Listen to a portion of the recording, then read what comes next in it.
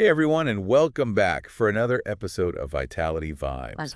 Tonight we're taking a look at something we all know and love, the full moon. Right. It's beautiful and magical, but there's so much more to it than just a pretty sight in the night sky. Absolutely. It's been a source of fascination and inspiration for humans since, well, pretty much forever.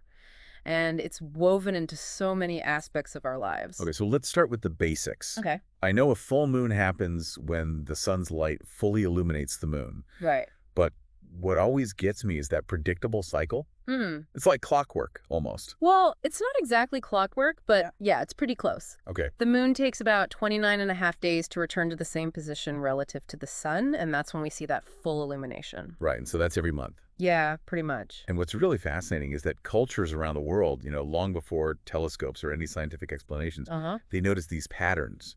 Exactly. It's incredible how observant they were. Like, did you know that some indigenous tribes even had different names for each full moon? Oh, yeah, I've heard about that. That's so cool. Yeah, it's amazing. Like, for example, the Anishinaabe people, they're indigenous to the Great Lakes region. Okay. And they had a name for each full moon that really reflected what was happening in nature at that time. So like in January, they called the full moon Kichi Manadudujusis, which translates to Great Spirit Moon. Wow. And it was a time for like introspection and spiritual connection. Pretty cool. Right.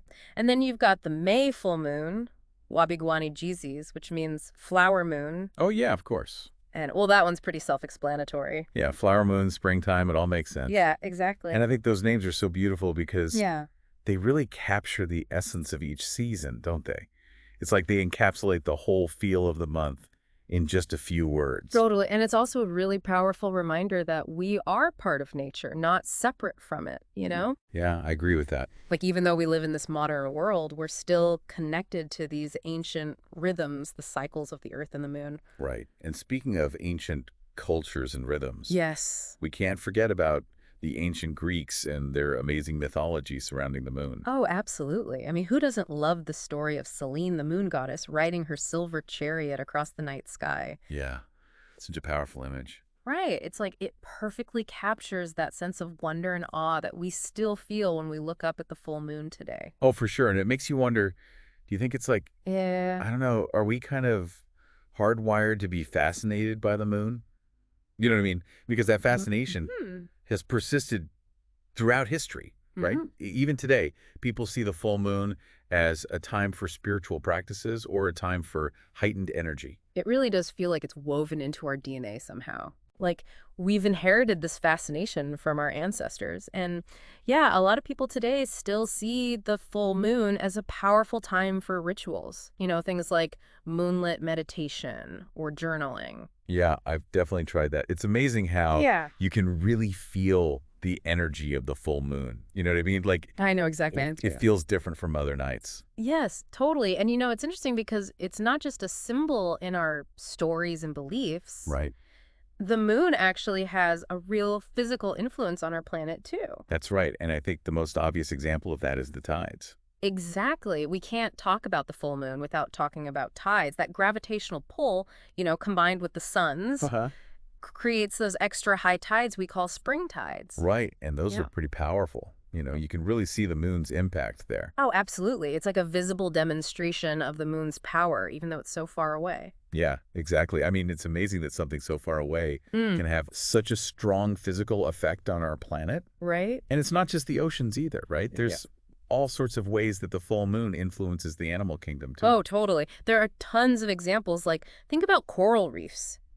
Some species actually use the full moon as a cue to synchronize their spawning. Isn't that incredible? It's unbelievable. So they're all spawning at the same time. Yeah. It's this massive underwater spectacle of new life, all timed perfectly with the full moon.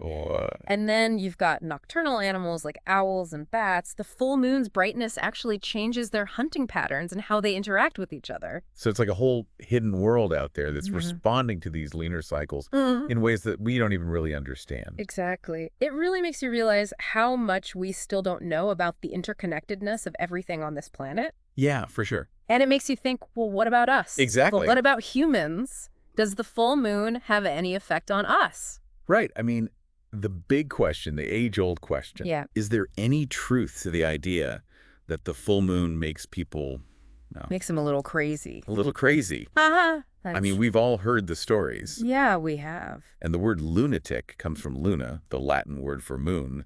So clearly, this idea has been around for a long time. Oh, absolutely. But the thing is, when you look at the science, it's really inconclusive, you know? So you're saying no werewolves? Well, I can't definitively rule that out. Uh-huh. But seriously, there's just not a lot of strong evidence to support the whole full moon madness thing. Okay, so no werewolves. Probably not. But some people really do feel more energetic or emotional during a full moon. Right, they do. Is there any explanation for that, or is it all in our heads? You know, there might be a little bit of both going on. Some research suggests that the increased brightness of a full moon can actually disrupt sleep patterns for some people. Interesting. And, well, if you're not sleeping well, you're more likely to feel a bit, Ooh. off. Yeah, makes sense. More energy, mood swings. That's right. It's like a mini version of sleep deprivation. Yeah, maybe something like that.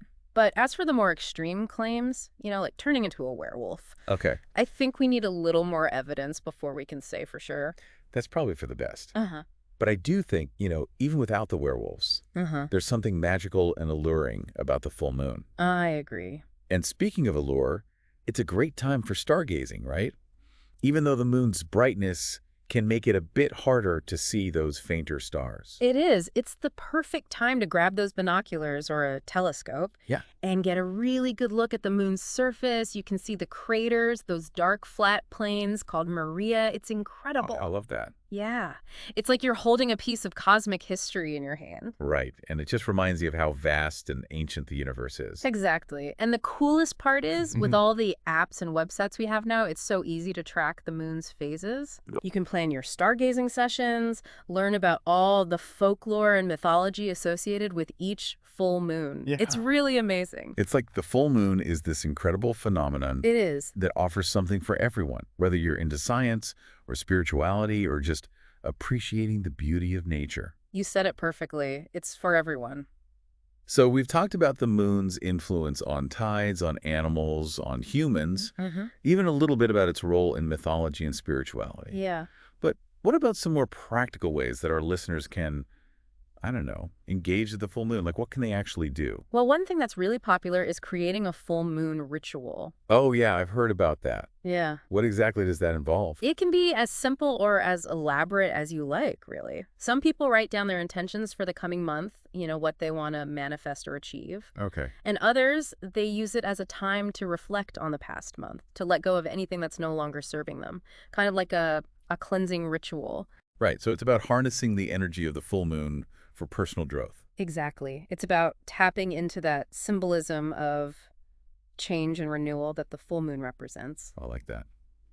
Any other ways people can tap into the full moon energy? Well, you can always just enjoy its beauty by spending time outdoors under the moonlight. Take a walk, have a picnic, just sit and gaze at the sky. Anything that helps you feel connected to that energy. Oh, I love a good moonlit walk. Yeah. There's just something so peaceful and calming about it. It is. And if you're feeling adventurous, you could try some moon gardening. That's right. We talked about that earlier. It's planting by the moon phases, right? Exactly. There's this idea that planting seeds during a full moon can lead to better germination, stronger plants. The scientific evidence on that is a bit mixed, but it's a fun experiment, and it's a way to connect with, this ancient tradition of people living in harmony with the lunar cycles. Definitely something I'm going to try out. And for our listeners who are maybe a little more creatively inclined, are there things they can do to kind of work with the full moon's energy? Absolutely. Lots of people find that the full moon boosts their creativity, so it's a great time for anything that sparks your imagination, really. Writing, painting, brainstorming new ideas, just let that creative energy flow. Yeah, I love that. And maybe it's just me, but I do feel like there's something about the full moon that just makes you feel more creative, more inspired. I think it's that extra dose of magic in the air. Right. Or maybe it's just the beauty of the moon itself that inspires us. Yeah, it's a reminder that there's still so much beauty and mystery in the world. Exactly. And that's what we're all about here on Vitality Vibes, right? Yeah, exactly. So next time you see a full moon, remember it's not just a pretty sight. It's so much more. It's an invitation to connect with history, nature, and even your own inner self. Beautifully said. And that's just the beginning. We have so much more to explore about the full moon, from its cultural significance around the world to its potential impact on our lives. So stay tuned. We'll be right back. Right after a short break. Don't go anywhere!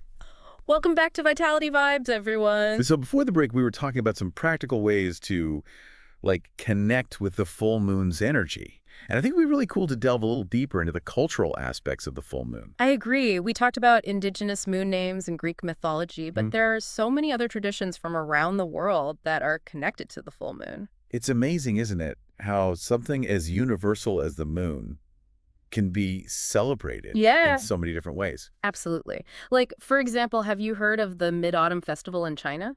Oh, yeah, I have. It's all about family reunions, feasting, and just appreciating the beauty of the full moon. They even have those special moon cakes. Oh, yeah, moon cakes. I've had those before. They're delicious. They are, aren't they? It's interesting how food plays such a big role in so many cultural celebrations. It really does. I think it's because, food brings people together. Yeah. And it's often a way to symbolize deeper meanings. And the full moon, with its associations with abundance and harvest, it's just the perfect time to celebrate all those things. Speaking of harvest, doesn't the full moon also have a place in agricultural traditions? Oh, absolutely. We talked about lunar gardening earlier, Right. but the influence of the moon on agriculture, it goes way back. There's this practice called biodynamic farming. Okay. And it takes into account the cycles of the moon, the planets, even the constellations. Wait, constellations too. Yeah, to create a more, holistic and sustainable approach to agriculture. So it's not just about planting by the moon's phases. No. It's about aligning your farming practices with the whole dance of the cosmos. Exactly. It's based on this idea that everything in the universe is interconnected, and that by working in harmony with those rhythms, you can create a more harmonious and productive farm. That is so cool. It really makes you think differently about, how we approach farming and our relationship with nature. Definitely. It's less about controlling nature and more about understanding and cooperating with it. I love that. It's a really beautiful philosophy. And it reminds us that even in our modern world, with all our technology, we're still subject to these, celestial cycles. We can't escape the cosmos. We can't. That brings us back to humans and the question of whether the full moon really affects us. We talked about how the science is pretty iffy on the whole full moon madness thing. Right. But is there anything else going on, even on a subtle level? Well, some researchers believe there might be a connection between the lunar cycle and our hormones. Okay. The moon's gravity affects the tides. So it's not totally crazy to think it might also have a subtle influence on the fluids in our bodies. That's fascinating. Right. And that could potentially affect things like our mood or our energy levels. That makes a lot of sense. And it also makes me think about how we're constantly bombarded with information and stimuli in the modern world. And maybe we've just lost touch with those subtle natural rhythms that influenced our ancestors for centuries, It's definitely possible. And, even if the scientific evidence is still kind of shaky, there's something to be said for just observing these cycles, paying attention to how we feel during different moon phases, and just seeing if we notice any patterns in ourselves. So it's about reconnecting with that ancient wisdom, that intuitive understanding of our place in the cosmos. Exactly. Okay, so what about the idea that the full moon is a time for heightened intuition or psychic abilities? Any truth to that, or is that just pure folklore? Well, that's where things get a little more mystical, and science hasn't really caught up with those claims yet.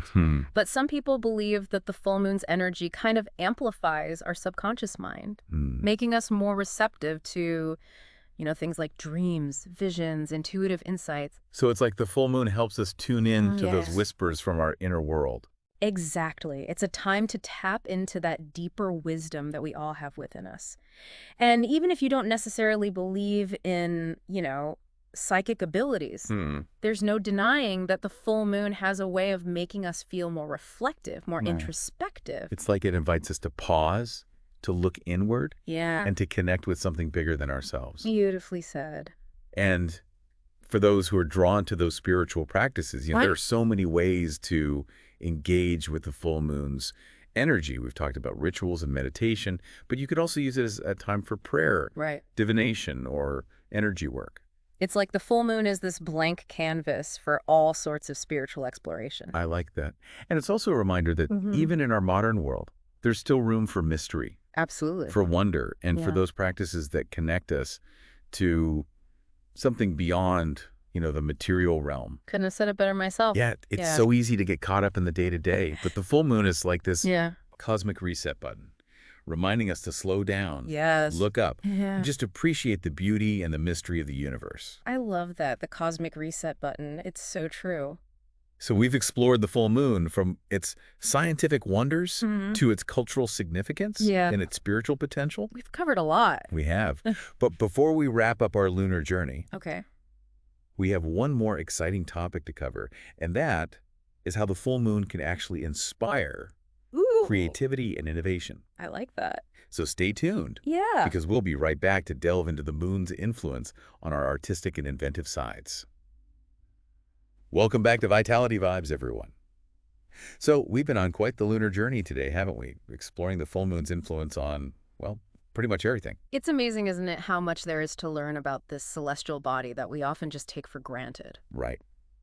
And before the break, we were talking about one more fascinating aspect of the full moon, Right. its potential to spark creativity and innovation.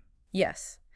The full moon has long been associated with inspiration, especially for artists and writers and musicians. There's this belief that its energy can enhance our imagination, help us tap into a more intuitive, creative process. So it's like the full moon is a muse for the creative soul. Exactly. And there might even be, some science behind this, too. Really? Yeah. Remember how we were talking about the full moon potentially affecting our hormones and sleep patterns? Uh-huh. Well, some researchers believe that those shifts can actually lead to increased activity in the right hemisphere of the brain. Oh, wow. And that's the side that's associated with creativity, intuition, emotional expression, all that good stuff. That makes a lot of sense. Hmm. I've definitely had those moments where inspiration strikes late at night, especially when there's a full moon out. Yeah. It's like, I don't know, the veil between the conscious and the subconscious mind gets thinner or something. Mm. And all those creative sparks can flow more freely. I love that imagery, the veil getting thinner. That's a beautiful way to describe it. And if you want to harness that energy, there are a few things you can try. Okay. Like what?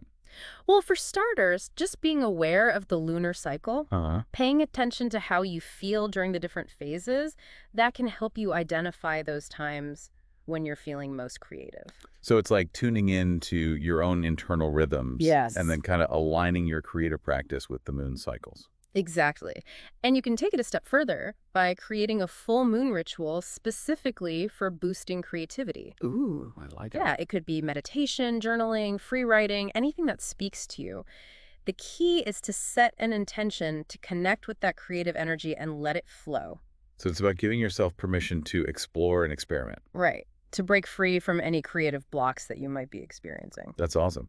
So we've talked about individual creativity, but what about like group creativity? Does the full moon affect that too? It does. The full moon can actually be an amazing time for collaboration and brainstorming new ideas. Oh, wow. Why is that? Well, think about it. The full moon is associated with, heightened emotions and intuition. Huh. So that can create a more open and receptive atmosphere for people to connect on a deeper level. Yeah. And when people are in that kind of space, they're more likely to come up with those really innovative solutions. So it's like the full moon is facilitating this collective brainstorming session, Yeah. amplifying our ability to think outside the box and tap into, I don't know, a collective creative energy. Exactly. And if you think about it, so many groundbreaking ideas throughout history have come from those moments of collaboration, Yeah, that's true. where people come together and they're just bouncing ideas off each other and feeding off of that shared inspiration. It's like the full moon's magic is working on a grander scale, influencing not just individuals, but entire societies and the course of human history. That's a beautiful thought, isn't it? And it just reminds us that we're all interconnected, not just to each other, to these rhythms of the cosmos as well. It really is a beautiful thought. So as we wrap up this episode of Vitality Vibes, I want to encourage all our listeners to really embrace that creative potential of the full moon. Whether you're an artist, a writer, an entrepreneur, or just someone who wants to think a little more creatively and imaginatively, the full moon is there to guide you. Pay attention to those cycles, create your own rituals, and see what magic unfolds. And remember, the full moon is so much more than just a pretty sight in the sky. It's a source of wonder, inspiration, and, well, infinite possibility. Absolutely. And on that note, thank you so much for joining us for another episode of Vitality Vibes. We'll see you next time. Bye, everyone.